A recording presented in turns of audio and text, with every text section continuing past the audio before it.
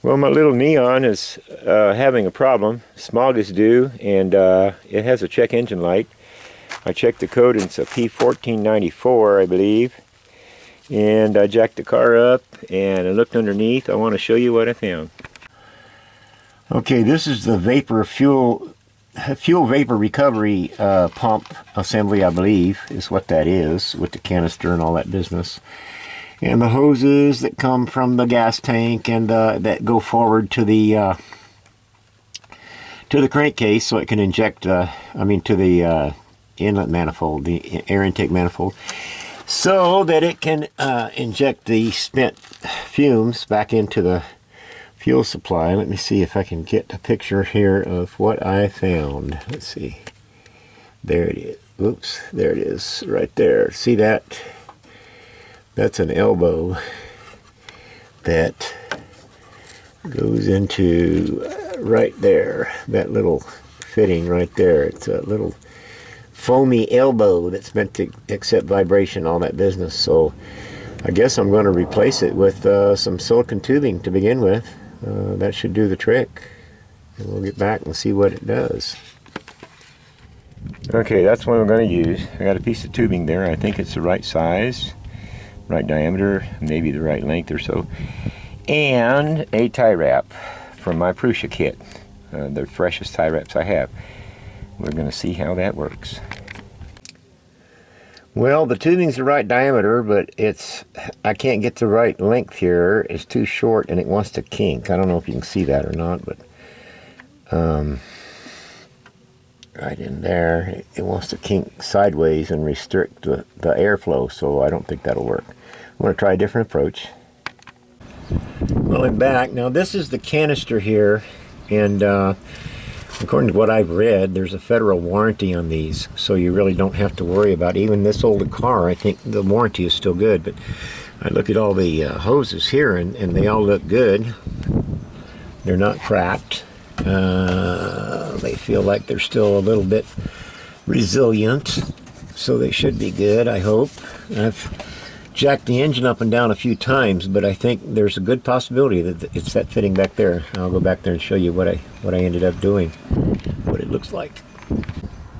But now back to this right here. This is that pump assembly, I believe, because it is wired 12 volts. I have no reason to suspect that the wiring's bad unless some mice got to it, but right there is what I ended up with. If you can see it back there, I just got some elbows down at Home Depot, and with my tubing I just made a little adapter. It's resilient on both ends, and I don't even think I need to use a tie wrap. That solid tubing goes up front to the engine. I'll have to check that other end too, but I'm kind of excited that this might be the issue. This is what I got. These sprinkler parts, or drip irrigation elbows at Home Depot.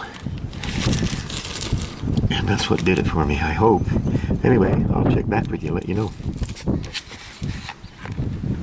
Just another note here, always be safe. I have a brand new jack, and I have a jack stand underneath it, and I have the wheel chucked on both sides, so I'll be good to go. This is the same kind of T here. I don't know, not a T, but an elbow. I don't know if you can see it down there, right down here. Yeah, it's kind of like a foam kind of a material, but this one still looks good. I'm gonna look for the other ones. As you can see, I already had a problem with one of these foam kind of couplings. This is a respiratory circuit adapter. I used to work at a ventilator plant, and this is one of the adapters we used. In fact, it still has their part number on it. I put this in here about 10 years ago, and it's served really well. Big thank you to Bear Medical in Riverside, California. I don't know if you can see that one, but there's another one. There's another one right here, behind there, and it feels good too.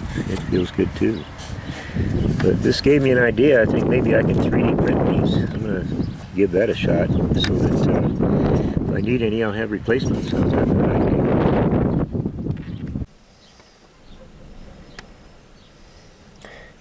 This is my Blue Driver app. Hopefully it's going to connect. I sometimes have a trouble connecting with it. It's connecting to the sensor. Yeah.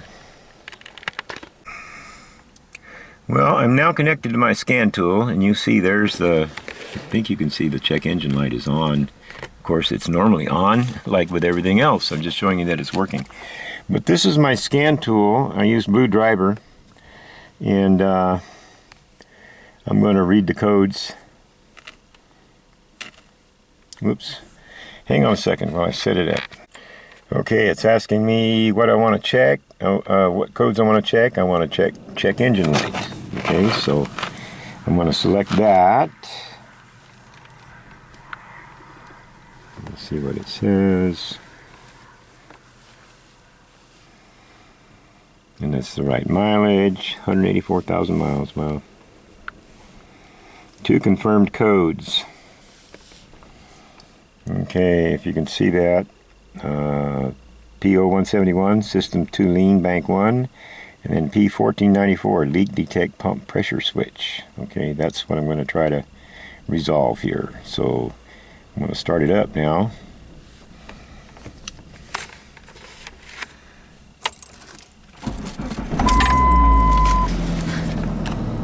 And you can see the check engine light is still on. Okay, now I'm going to clear the codes.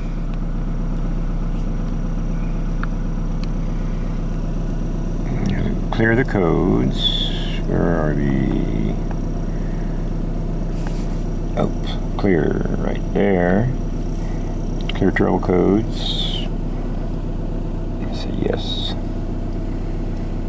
Okay. Read codes. Now we'll read the codes again. Or we'll scan it, I'm sorry. Let's scan it. We'll do check engine light.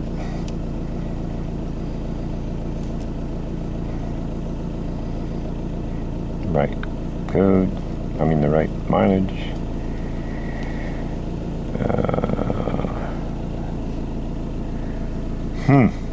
That didn't work, so let me try something else. Well, I'm back. Turns out it was my bad. I couldn't clear it until I turned the ignition off. Cleared it with the ignition off. I saw the check engine light blink. I mean, I cleared it with the ignition only on, not the engine running. So I saw the check engine light blink. So I went back and started it up, scanned it again, and you can see now I have 1 pending code, but I'm thinking maybe that's related to the lean code I had before, and it has to run for a while. But I am so glad to see no check engine light. That's fantastic. I think I might have cleared that P1494. Thanks for looking. I hope I helped somebody.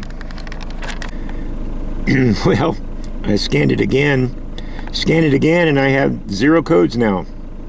And I still have no check engine light. How totally cool. Jazz, made my day. Might have made my whole week. Thanks.